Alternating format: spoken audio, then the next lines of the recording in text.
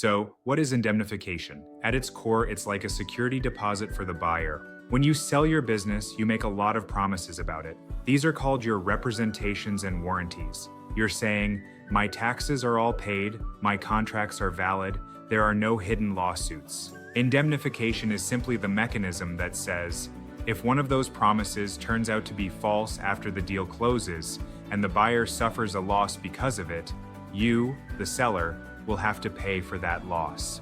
Sounds scary, right? But it's not a blank check. Let's see how we manage that risk. To protect sellers, we use what I call the sandwich tactic to put layers of protection around your obligations. Think of it like this. First, the basket. This is your deductible. The buyer can't come after you for every tiny little issue.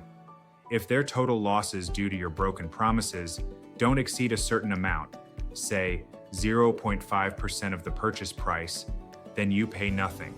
It screens out the nickels and dimes. You only start paying once the basket is filled. Next, the survival period. You don't want to be on the hook forever. Most of your promises, or reps and warranties, have an expiry date. Typically, this is 12 to 24 months after closing. So after that survival period ends, the buyer usually can't make claims against you for those general promises anymore. However, there are fundamental reps, the really big, crucial promises that can last much longer, sometimes indefinitely.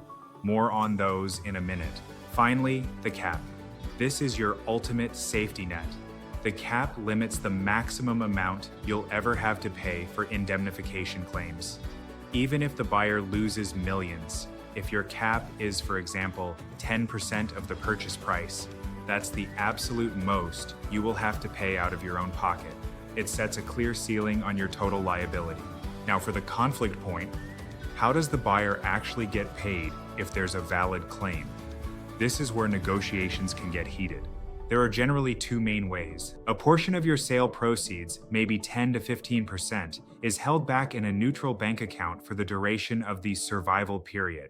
If there's an indemnification claim, the money comes out of this escrow account first.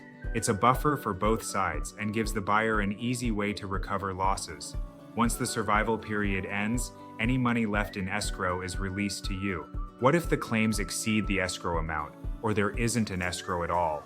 Then the buyer can come directly after you, the seller, for the funds. This is why negotiating a strong cap on your total liability is absolutely critical.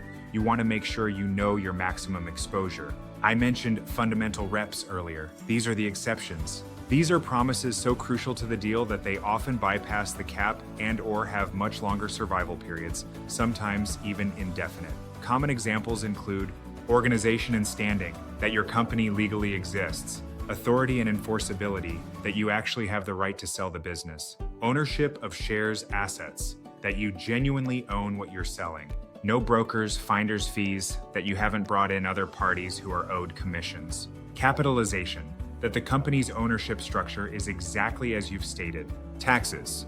These are the bedrock promises, and understandably, buyers want very strong protection on them. So, indemnification might seem complex, but by understanding that it's your security deposit and using baskets, survival periods, and caps, you can confidently navigate this critical section. It's all about turning an open-ended risk into a defined, manageable cost of doing business.